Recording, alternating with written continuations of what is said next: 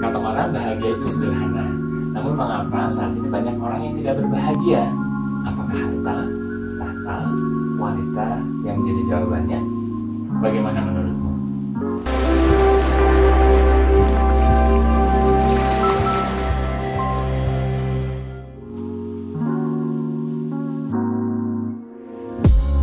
Assalamualaikum warahmatullahi wabarakatuh.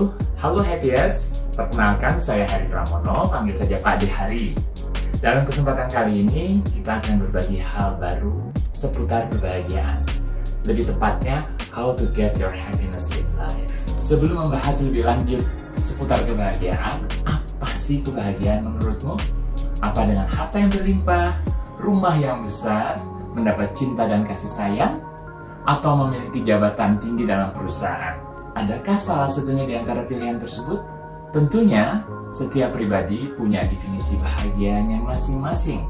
Sedangkan untukku, kebahagiaan adalah ketika aku bisa menikmati berbagai peran yang aku jalani secara penuh. Sadarkah kamu bila setiap manusia pasti setidaknya menjalani beberapa peran dalam hidup? Tentunya sebagai anggota keluarga, ditambah mungkin sebagai karyawan, pengusaha, direktur, mahasiswa, dan lain sebagainya.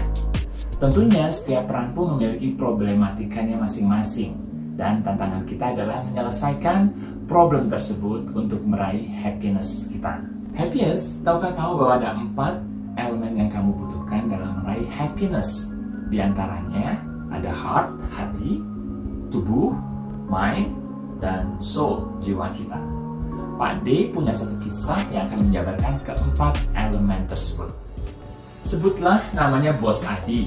Dia adalah seorang bos besar di bidang kuliner yang meraih kesuksesan secara instan. Dia diberi keberuntungan oleh Tuhan dalam menjalani bisnisnya yang berkembang pesat di tahun pertama ia memulai bisnisnya. Kesuksesannya tersebut namun malah membawa dampak negatif bagi keluarganya.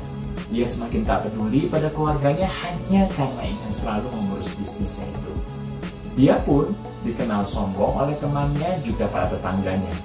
Padahal karakter Bos Adi sebelum berbisnis katanya jauh lebih baik. Bahkan dulu dikenal sebagai orang yang alim dan taat beribadah. Namun itu semua berubah ketika ia menjalani bisnis barunya ini. Karakternya yang pelit membuat ia enggan memiliki banyak karyawan yang seharusnya ia miliki untuk mengembangkan bisnisnya tersebut. Yang akhirnya membuat dia dan karyawannya harus bekerja keras untuk mengimbangi kebutuhan pasar yang ada. Lalu, apa yang selanjutnya terjadi?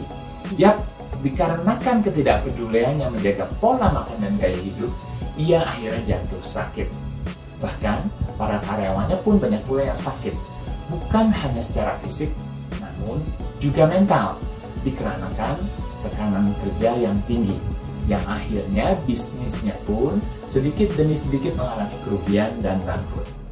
Nah, dari sini kita semakin sadar bahwa penting untuk menjaga heart, body, mind, and soul tersebut. Menjaga hati bisa digambarkan dengan menghargai diri sendiri, orang lain, atau mungkin peduli dan peka terhadap lingkungan. Body tentunya sudah jelas dengan memedulikan kesehatan fisik dan mental secara garis besarnya. Mind bisa digambarkan dengan komitmen serta tanggung jawab kita terhadap berbagai peran yang dijalankan, serta positive thinking yang harus terus dibangun. Soul bisa dimulai dengan mendekatkan diri pada Sang Pencipta. Dalam hal ini berhubungan dengan jiwa spiritual. Kita pun bisa sama-sama menilai bahwa keempat elemen itu tidak dijalankan dengan baik oleh Bos Adi yang akhirnya merusak kebahagiaannya. Dia lupa tanggung jawabnya sebagai kepala keluarga, ia tidak memikirkan kesejahteraan karyawannya, ia pun lupa menjaga hubungannya dengan Tuhan dan manusia.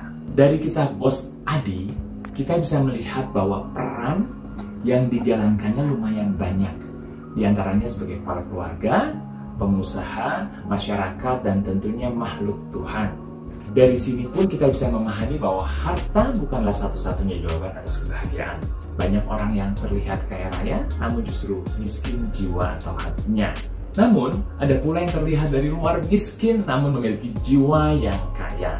Pak De harap pembahasan kita kali ini mampu mengubah sedikit pemikiran sempit mengenai arti kebahagiaan. Karena sesungguhnya bahagia tercipta atas rasa cukup dan bersyukur.